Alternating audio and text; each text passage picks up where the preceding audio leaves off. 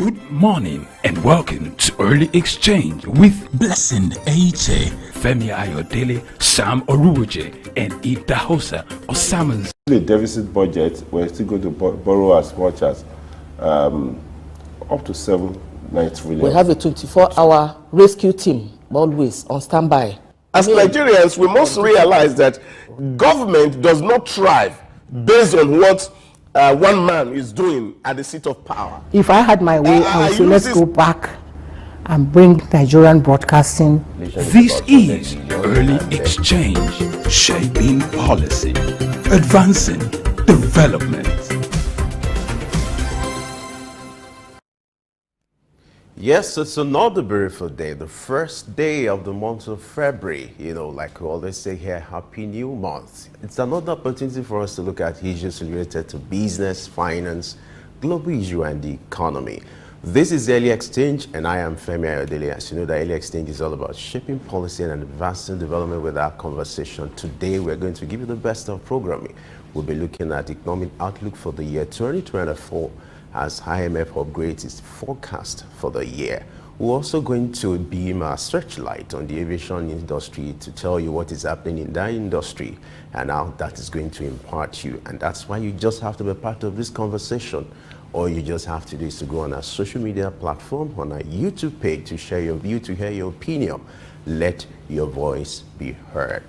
Blessing is there. She's ready to also pilot you this morning. How are you today? I'm very well. Good morning and welcome to February. Yes, Happy New Month. I wish you say. Man, the year is just it's flying. It's flying, you know, and we need to fly with it. That's it. And talking about flying, let's fly now to the new studio to bring you the latest in the world.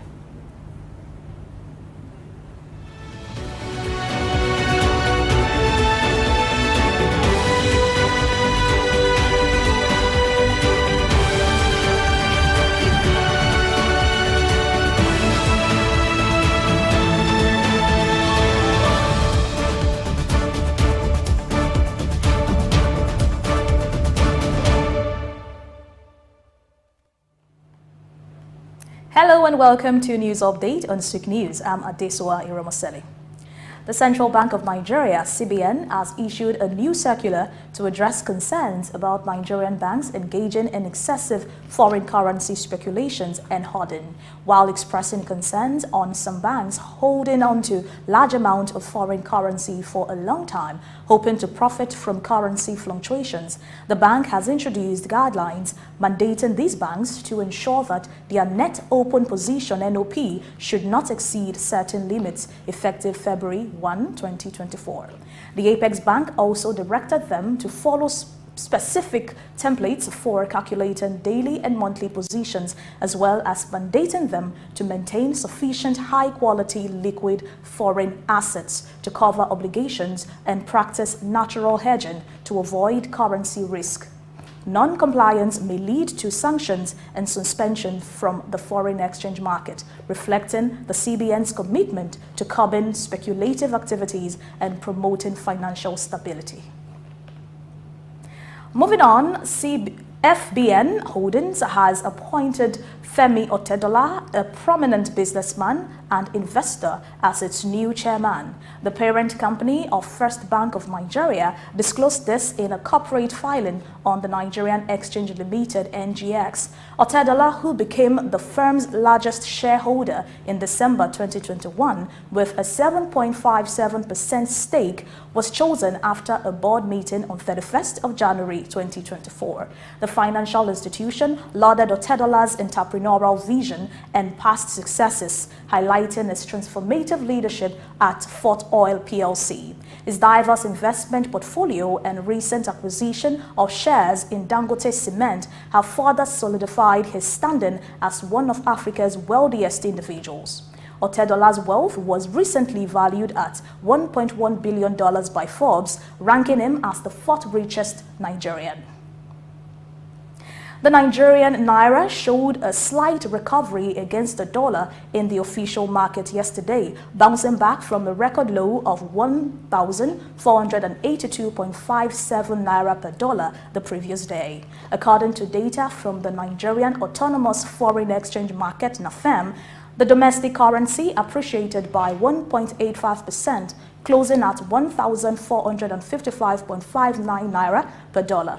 This represented a gain of 26.98 naira, or a 1.85% increase compared to the previous day's close.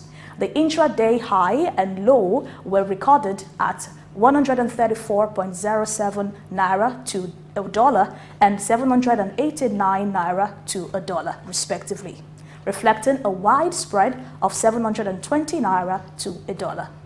Foreign turnover at the close of trading reached $134.07 million, marking an 85.36% increase from the previous day. Despite this official market improvement, the naira weakened in the parallel forex market, closing at 1,470 naira to a dollar, a 1.02% drop from the previous day. Away from that, South Africa's Foreign Minister Naledi Pandor says Egypt, Ethiopia, Iran, Saudi Arabia and the United Arab Emirates have officially confirmed their participation in the BRICS bloc after receiving invitations last year. These invitations were extended with one to Argentina during a summit in Johannesburg in August. The move, now affirmed by 5 of the 6 invited nations, including Saudi Arabia, the UAE, Ethiopia, Iran, and Egypt, is aimed at reshuffling what they perceive as an outdated global order. However, Argentina has chosen not to act on the successful application made by the previous administration to become full members of BRICS, a decision that South Africa accepts. And finally, Meta CEO Mark Zuckerberg has issued an apology during a U.S. Senate hearing on the impact of social media on children, responding to families who presented pictures of children allegedly harmed by such platforms. Prompted by Senator Josh Hawley, Zuckerberg stood up and expressed remorse for the hardship faced by these families. The hearing featured a video of children sharing experiences of being bullied on social media, and senators recounted instances of youth suicides linked to extortion after sharing photos with predators. The senator criticized Zuckerberg, asserting that the social media products are killing people. Zuckerberg acknowledged the concerns and pledged continued effort to address industry-wide challenges and prevent further recurrence of such. And with that, we'll wrap it up on the news update for the hour. I'm Adesoa Eramasele. Many thanks for watching.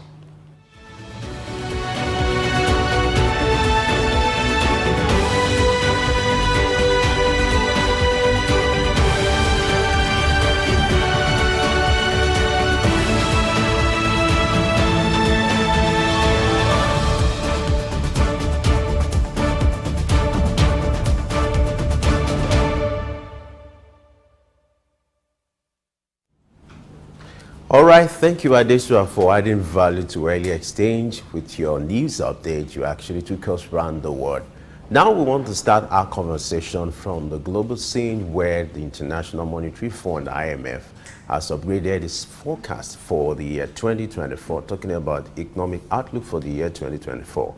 The forecast was upgraded by 0.2 points, increasing it to 3.1%, talking about global economic outlook. What does this imply for the whole world when it comes to the issue of economic growth and development? And the question also is, what do we need to do to ensure that this effect of this forecast will come to pass? We have an in-house analyst here. We're being joined by Dr. Idahosa Osamanze, who is here to complement today's programming. Glad you have you join us as usual. Femi, always a pleasure to be sandwiched by this very cerebral mind. I love your choice of words. That's interesting. It's a nice one to hear in the month of February. And I'm blushing to it. I'm honored to be with you. All right. So we're on the global scene today. So Yeah. let's start the conversation looking at the forecast made by IMF yesterday, upgrading the economic outlook by 0.2%, 0.2 points, upgrading to 3.1%. What do you think necessitated this kind of change, or the change in the forecast, quite different from what you predicted last year? Well, I think what the IMF has done is to look at the fundamentals in global economy and see what is changing in terms of central banks revisiting the monetary policies of each country. Take, for example, you know, China has come out of its zero COVID policy. Now, of course, the economy in China is rebounding. US is also trying to see how to increase the interest rate now that the shock that has been occasioned by the glut in the supply chain since the COVID and the Russia-Ukraine crisis has created globally. Now, you see, central bank is trying to control money because you are easing off from the supply side, and now you are getting pressure from the demand side because there's so much money here, and then we create disinflation. So this situation is what the IMF is analyzing to give us this new outlook for 2024. The IMF has hinged this upgrade of the global economic outlook on stronger than expected growth in the U.S. and increased fiscal support in China. Do you consider this to be realistic? Well, I won't say it's realistic, because the whole world was sitting down waiting, and all of a sudden COVID swamped on us, and nobody predicted it was going to come. And that created a whole lot of distortion in the supply chain.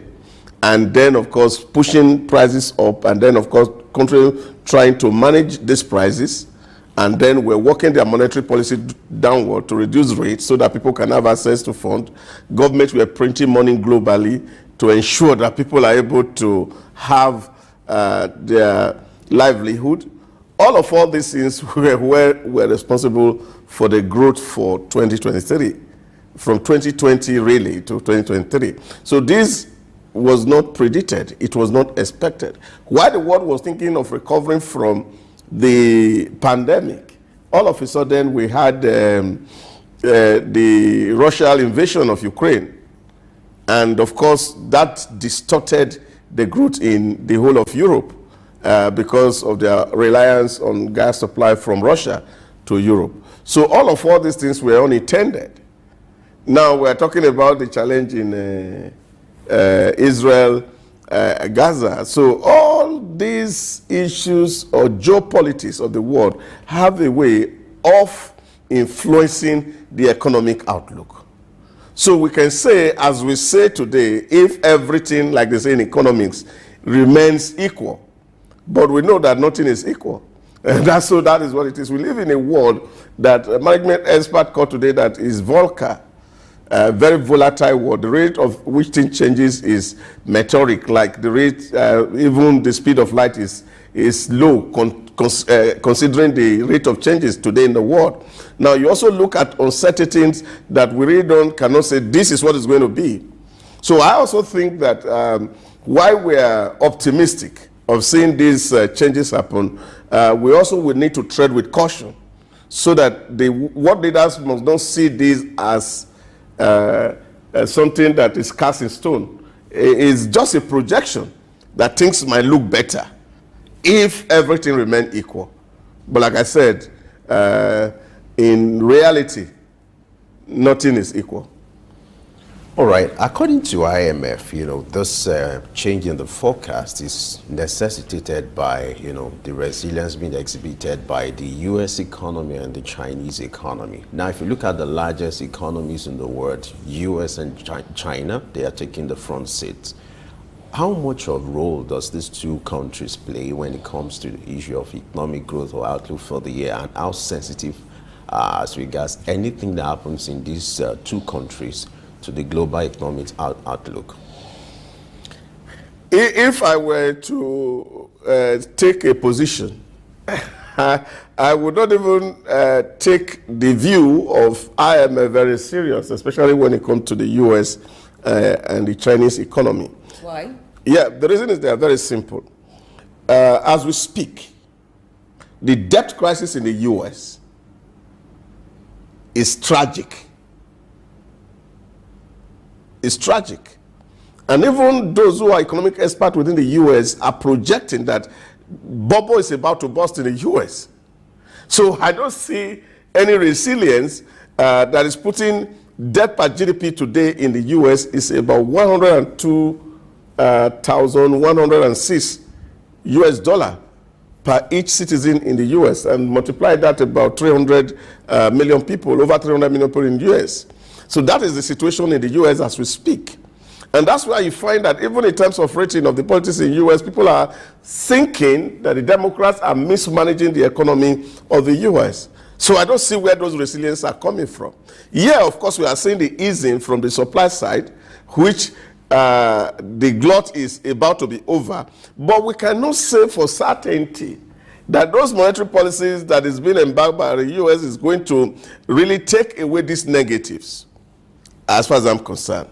Now, when you go to China, on the other hand, we're also having a China whose economy is also being stifled. Recently, even the Central Bank of China is reviewing its own lending and loan policies, because you're seeing glut in China, because the deflationary trend in China is a big problem, coupled with their aging population. And you see, once economy is, the real estate business is being affected, you know the economy is getting bad. And can see what's happening in the Chinese real estate businesses that is suffering a glut. And this should point you to where the Chinese government seems to be heading for in 2024. So for me, I don't see it to be too optimistic that there's a resilience in these two economies. And I don't see that to be the measure. But for me, what will drive it is really, like I said, the OECD countries. And you're seeing in Europe, there is some level of stability coming into Europe, and that can happen. And some, of course, Asia countries who are also standing to drive the economy, yes, those could really push the global growth for 2024. I also don't see Africa taking the backstage, because for me, the growth prospect is more in Africa than we can see in Europe. All right, the IMF, however, warned that there are still a number of risks to the outlook. One of them is the ongoing Ukraine war and rising interest rates. But let's look at the ongoing Ukraine war. How is this expected to impact the global outlook for 2024? Is it supposed to be any different than it has impacted already over the last 2 years? Yeah, you see, the risk here is, you see, what affects one affects all. If this challenge in Russia and Ukraine persists, the struggle for supremacy between NATO and Russia continue, what you're going to find is that you're expecting more sanctions from NATO against Russia. And you're also seeing a lot of collaborations that is going to come between the friends of Russia and strengthening those ties. So this is going to happen in 2024, definitely, because if Russia is trying to be gagged by NATO, Russia friends must be finding way to lend hands to support them so that they don't go down. We can't say Russia is not leprous as it is, that the whole world is running away from them. But we know that countries like China, countries like India, North Korea, and so many countries in Africa actually gravitating toward Russia. So this is because of the economic benefit that come to them. That's why I keep saying here that we have since left the era of multilateralism, and we are in a bipolar world as we speak, because it's actually the war again between West and East. That's where we have found ourselves following this sanction that is coming from NATO toward Russia. So this is the challenge that the world is going to face, and it's going to be very risky. Now you imagine a full-scale war against Russia, what that will mean. If the Nord 2, Nord 3, and Nord 1 is blocked, which means, of course, gas supply can't go into the whole of Europe, and that is going to pull down the entire European economy. So that is a huge risk that faces the entire of Europe. And you are seeing that many of African or sub-Saharan African countries relying so much on the wheat coming from both Ukraine and Russia. This is not going to come, and therefore the price of bread that is already currently at 1,000 in as we speak here can get up to 2,000 or 5,000. So these are issues that are going to affect global economy. So as it is happening in Russia and Ukraine, their impact on our economy is also very, very significant. Talking about issues that will have impact on the economy, let me read to you what IMF is saying about the crisis in the Middle East. It says there are new risks to commodities and supply chains from the Middle East volatility, but inflation globally has fallen faster than expected. Now let's look at the issue of the crisis at the Middle East, the disruption in the global supply chain. How will this impact on the outlook for the year? We've said it here about 2 or 3 days ago when we were looking at the crisis, the Yemen crisis on the Red Sea. Now, the challenge of the vessels coming either from China or from the West through the Red Sea, Suez Canal, is a big problem. So it will definitely affect both the supply side and the demand side. Now, because the people bringing the goods cannot transport, because if the vessels are not willing to go through the Red Sea to bring goods to Africa, then of course those who are selling will get money, those who want to buy will not sell. So you have a disinflation. So this is a problem. So it's obvious and clear that if there's a crisis at that Suez Canal, no vessel can come in here. And like I said about 2 days ago, the approach of the West to this issue of the Houthi rebel cannot be resolved by gun and bullets. It has to be addressed via negotiation. And I think this is where the world needs to really sit down and reassess its own approach to global diplomacy. That is not just about ignoring the strength and think that these people are just weak, that you just can come into them and shut them down one day. It's not happening, because the network of terrorism as we speak today is now worldwide. And I think world power should know that it's not just about Iran now. We're seeing them spread across the whole of Asia. We are seeing them filter into Africa. Now they are also in Europe. And so those voices of discontent will continue.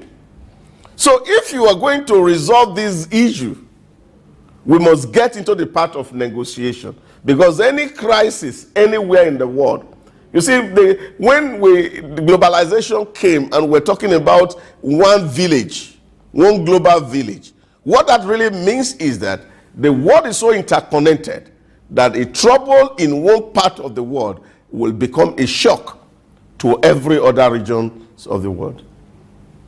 All right, now let's look at the implications of the revised global outlook for businesses. What does this say to businesses that may want to make investment in certain regions? Well, I think for business people, there's a huge potentials that's also been predicted here. And if you even look at our own foreign exchange, the exchange market, you see for a huge run for the whole of January, where people were expecting that trade really will have been moderate, the growth was somewhat very fundamental in the last 1 month. And this is also being replicated all across the world. It's also saying that, yes, investors are beginning to say, oh, things are getting normal. That is what it means. We are seeing this easing here. We are seeing these problems sorted here. Now people are ready now to say, okay, well, let's commit our money to do more business. And I think that's what it's potent for businesses to see that there is peace going on. We are now overcoming the challenge of the supply chain. countries are looking at their monetary policies, fiscal policies are being addressed. Of course, all the approaches the world is taking is to see how to see global growth, how to subsidize countries, because we're talking about creating more employment, and so much money is being put out there. This monetary framework of nations and the fiscal framework of nations is what the businesses are also looking at. That is government going to tighten more of the bet? And I am seeing really, for example, in the US, where the next election may be just quite fundamental, where businesses in the US are looking forward for a tax relief. And if this is going to happen, that will be in change of leadership, definitely. Because you know, the US politics, if you have the Democrats in government, the business suffer. If you have the Republican, then the business are relieved. So this is the nature of their own politics. So this is why you see there's always a switch after every 8 years between the Democrats and the Republicans, because the Republicans take money from the big businesses to do some Yoruba people call it Sarah for the poor people. And then, so you do so much Sarah because they are taxing so much business money to support the poor and do your social services. Now, that takes a toll on businesses. It's a disincentive on business. But when Republican comes and say, look, the business has suffered, so let's give them some holiday so that they can survive. So if businesses are not breathing, really the poor people cannot breathe. So these are things that you can also see happening in 2024, because that significant change in the outcome of the US election will, to a very large extent, also affect this projection. Now, let's see what IMF is saying about Africa. Make reference to the largest two economies in Africa, talking about Nigeria and South Africa, and perhaps Egypt is also following. But hear what IMF has said. As much as IMF has to upgrade the economic outlook globally, but for Africa, it was downgraded, saying that the forecast growth in Nigeria and South Africa region will have a downgrade outturn for the year 2024. Earlier you shared your optimism about Africa, but here you have IMF saying otherwise. How do you feel? Well, the Bretton Woods view of Africa is always like this, especially when Africa is trying to take the right step in right direction. The world is always very skeptical about Africa. I don't share this optimism of the IMF about Africa, because you also seen very deliberate effort by African leaders to grow their economy. Take, for example, the Nigerian we are talking about. We cannot use the exchange rate today to project what Nigeria is going to look like in the rest of 2024. A whole lot is happening in the monetary policy in Nigeria on a daily basis. CBN is putting out a lot of circulars every day in Nigeria to see how to address those particular issues. Don't also forget that there's a whole lot of things that's actually putting pressure on our foreign exchange, and one of that is energy. And we are working hard to see how to address that issue. And if, by projection, the Port Harcourt refinery gets on stream, for example, if the gas project that Nigeria is doing, that's going to take gas from Nigeria to Spain, is anything to go by, these are all going to bring in a lot of foreign exchange into our economy. So we are going to be much more robust than the projection for me. And it is not just only here. We're also seeing the increases, especially, yes, we may not have to embrace the coup in the Sahel. But there's also a growth going on in the Sahel. You can imagine that the fastest growing economy in the Sahel today is Niger, just from the uranium. So where are we going to put this in all these projections from the IMF? So we cannot look at it and say, oh, Africa is just going. No, we can't use one single indicator of the fiscal issues to determine how Africa is going to grow this. Africa is doing a lot. There's a whole lot going on in Ethiopia. There's a whole lot going on in Morocco. There's a whole lot going on in Rwanda. All these things come together. For me, I still feel that Africa will drive the growth, global growth, for the economic outlook for 2024. My personal view. Okay. From what you just said, you do not so much agree with some of the outlook, global outlook for 2024 as presented by the IMF. And for Africa specifically, that looks up to international financial institutions for projections like this. Should Africa have its own body that makes projections that it relies on? Yeah, I think to a very large extent, the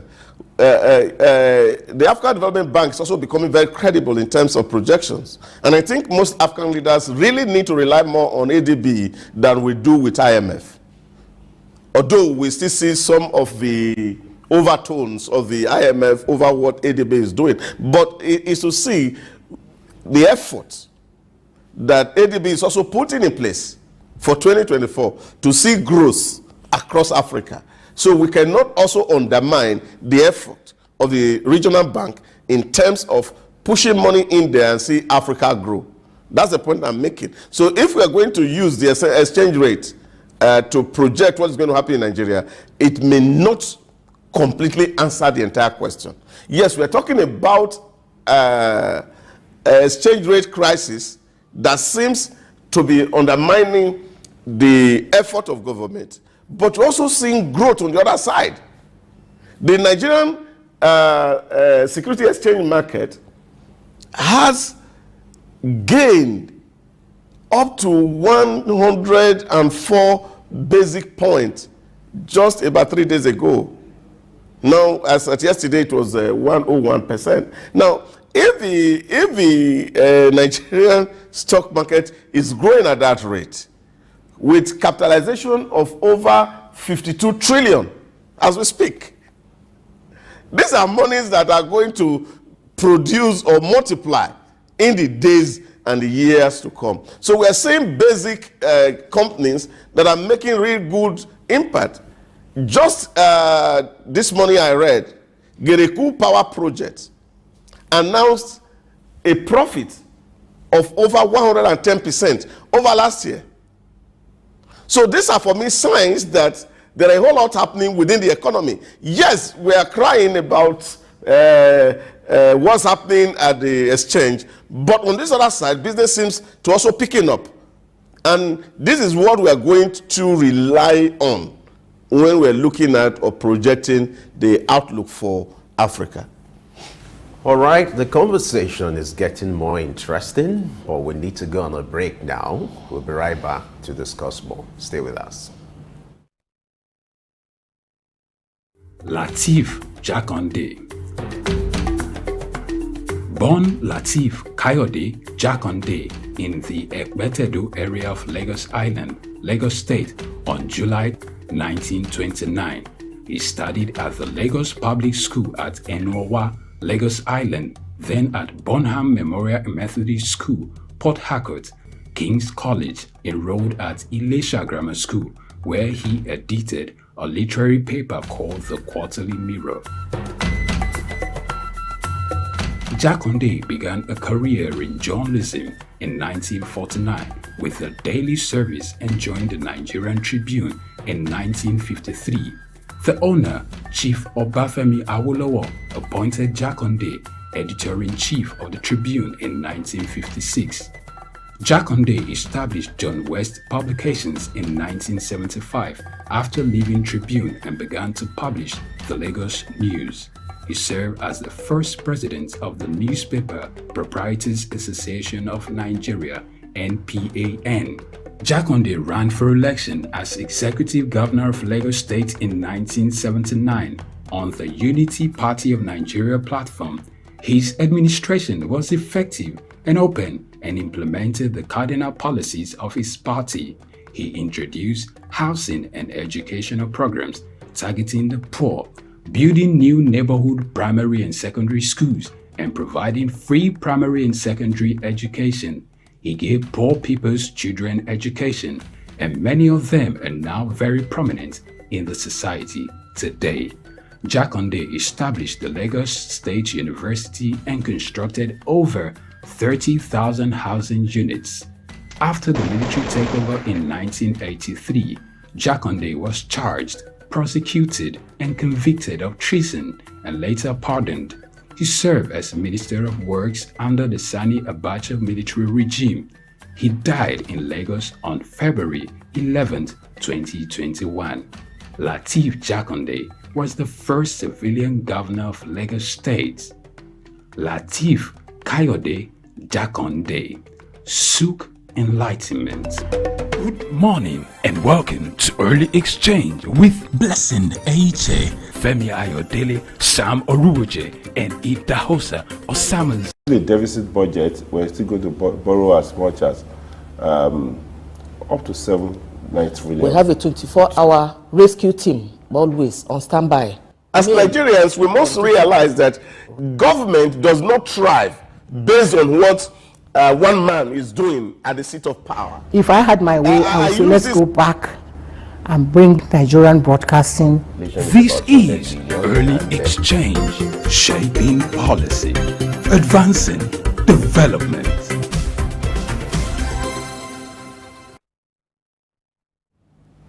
Yes, glad to know you're still there with us. We're still looking at the global economic outlook for the year 2024 in respect to the prediction or the forecast made by IMF. And our special guest, our in-house analyst today, is still here with us, Dr. Idahosa Osamans. Glad to know you're still there with us. My pleasure, Femi, to be with you. All right. Earlier we were talking about Africa, and we would like to continue in that light. You know, if you look at most African countries, they are battling with serious debt profile. A good reference is that of Kenya now, who obtained a loan from IMF, in which we are trying to reference now about 25 billion Kenyan shillings. Now, what do you suggest that should be the narrative for African countries, you know, when it comes to the issue of having their own relevance or independence or their own model, rather than depending on foreign bodies or bodies like IMF when it comes to the issue of revenue? Well, debt is not something that is peculiar to Africa countries. As we really speak, globally, every nation of the world is indebted. Whether it's Japan, whether it's China, whether it's America, whether it's Europe, every nation in the world is facing debt. So it's not just Africa that is facing debt. That's on the one hand. And I think, for me, really, the projections from the IMF should serve us like an incentive to African leaders. And this is to see how are we going to encourage production in 2024. How will Africa address its food need? Basic necessity. Now, we have to be very deliberate. So it's like somebody saying to you and telling you and say, oh, you have a cancer, or you have blood sugar, diabetes. What that tells you is that it helps you regulate the kind of things you eat so that you can stay alive. And I think this is what the report should do for most African leaders. There are a whole lot of things that we are not doing very well. Just to be honest. The last time we're talking about palliative here, and I did mention, I don't believe in throwing money at problems, which is what African leaders have done over a year to gain cheap political popularity. And that's not the way to go solving our problem. For me, if we have to solve genuinely African problem, there must be targeted and strategic financing of some basic sector. Take, for example, in Nigeria, we're still talking about people not able to afford just rice, which can grow effectively on our land. From Agbede to Ebonyi, to Kebbi, to Niger, we should be able to feed ourselves. in terms of growing rice. Now just imagine the 2 billion that the federal government gave to the states for palliative, the first tranche, were deployed to basic hub, like agriculture, for example, and say, okay, we are sending 2 billion to Niger State for fish farming. And we're going to train and recruit young people from that state, that all we want from you this year is to give us this volume and level of fish. Now this money gets into these people's hand, and they are doing farm, and they are giving us fish. So we wouldn't need to be importing frozen fish or smuggling it across border that takes foreign exchange out. And then you come to Edo State, you give them 2 billion. Rather than use this money to buy a bag of rice as they are sharing. Because like the Chinese adage says, if you give a man food for one day, you succeed in feeding him one day. But if you train him how to fish, you feed him for the rest of his life. And say, okay, these people in Agbada area, take this 1 billion, buy tractors, get young people employed to farm rice, and say, give us 20 tons of rice in the next 3 months. Their family will be fed, they will earn income, and their life will be better for it. The state will be better for it. Now you have given people rice to eat. They have shared the rice. They have since finished the rice. What next? Nothing. So I think this is where African leaders need to really sit down and think about their social interventions. That rather than throw money away, yes, they say, oh, when you spend this money, you are oiling the economy. No, these are consumption money. It gets in and it does not filter into the economy, because the things that you are buying, actually, the money is not staying within your economy. So that's a problem, because we are import dependent. So what you need to do is that if you give somebody 25,000, it probably go and buy a Turkish suit, and that 25,000 go to Turkey. It doesn't remain in your economy. So we can go to places like Benue, Zamfara, and we're saying all we are doing is cotton cultivation. And then that revamp our textile industry. So all these things government can do. Take money to Aba and ensure that the machinery for production of shoe, quality shoe, because we have a hide skin here that can actually be converted to proper leather, and this can beat what we come from Italy, another part of the world. So if we deliberately, as African leaders, look at those areas around us and invest heavily in this area, it will solve more of our problem than merely throwing money at the problem, which is what we currently do. So I really would say, for us as Africans, let this become like an incentive to help us to plan, so that we have to avoid some certain wastages, like a man who is told that has diabetics had to change his diet to stay alive. Okay, let's look at Nigeria now. The inflation rates released by the NBS in December put the inflation at 28.92%. And the central bank has different monetary policies that it is using to manage the Nigeria economy. So let's do a comparison between the European Central Bank and the Central Bank of Nigeria. Now, in a recent interview of the president of the ECB, Christine Lagarde, now she said the projection for the inflation rates in Europe is to bring it to 2.1%. Currently, the projection for 2024 is to bring it from 2.7%, which it was in 2023, to 2. It's to bring it to, it's currently projected to be at 2.7% in 2024, but they're projecting that in 2025, 2026, it should get to 2.1%. Looking at the Central Bank of Nigeria, what should it be doing to bring down the inflation rate of Nigeria using monetary policies? You see, it will be very difficult for the Central Bank of Nigeria to use monetary policy to control inflation in Nigeria. Why? Because, number one, we're a consuming nation, heavily dependent on exports. And because of this overdependence on export, what happened is that most of the things that you consume here, there's this are not produced here, and we have to buy them abroad. So this is what is putting pressure on the foreign exchange. I read yesterday that the Association of Bureau de Change in Abuja said that they are closing shop for a while. Why? Because they said there's scarcity of foreign forests.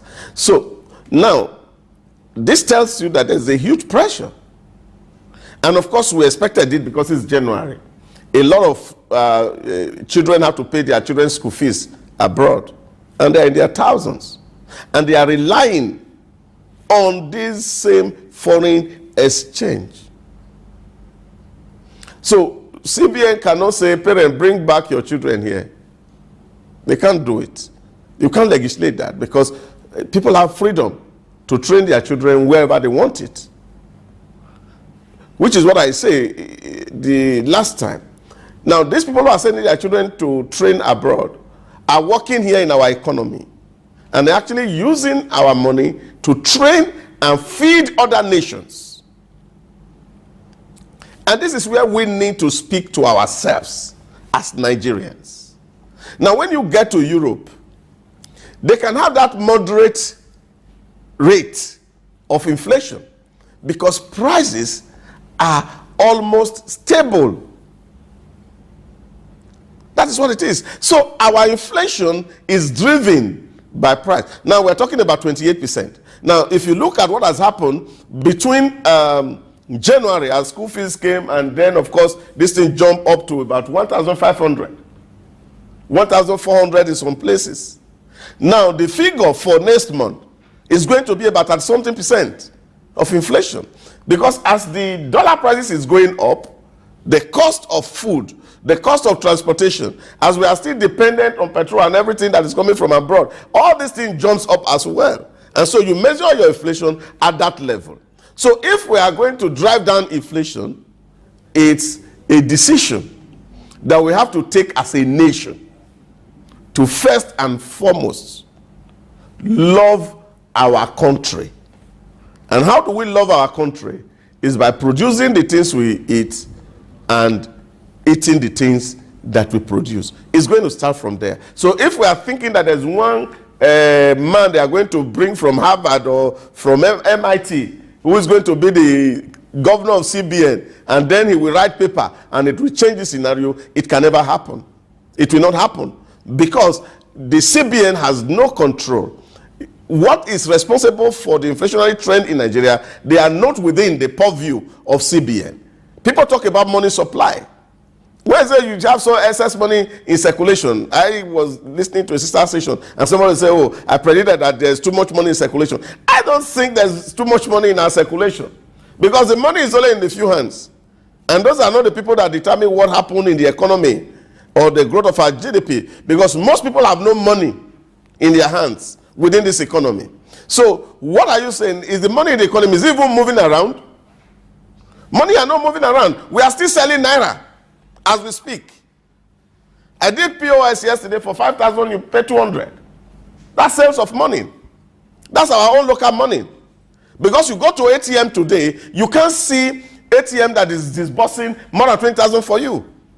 So where is the excess money in circulation? Where is the money circulating around? So the real issue is not within the CBN. The issue that is generating our inflation is within the economy. And so if those fundamentals are not addressed, and I don't think CBN is the one to address the fundamental, I don't even think government are the one to address those fundamentals. It is the citizens themselves to realize that if we want a good life, and the only approach to good life is that we become more productive. That if we are going to be relying, as many young people are doing today, on Yahoo plus, or we are going to be relying on kidnapping or banditry, that's the only way to drive our economy, we will just be kidding and joking. So we need to drive hard work as a value for our people.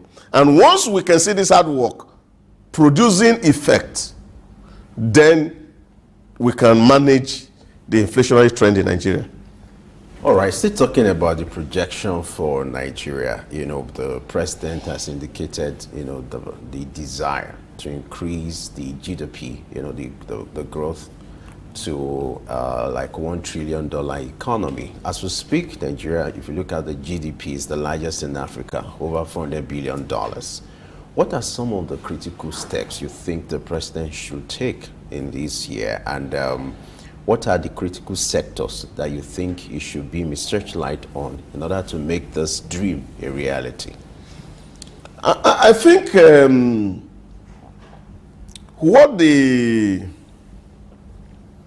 okay. My name is Raymond Bola Brown. Hi, my name is Fred Amata, and you are on to Souq News. If you are watching this channel for the first time, make sure you continue to watch it, because this is Souq News. Shout out to Souq News. Actually, I don't know. I really enjoyed the little moment I spent with you, and I think with more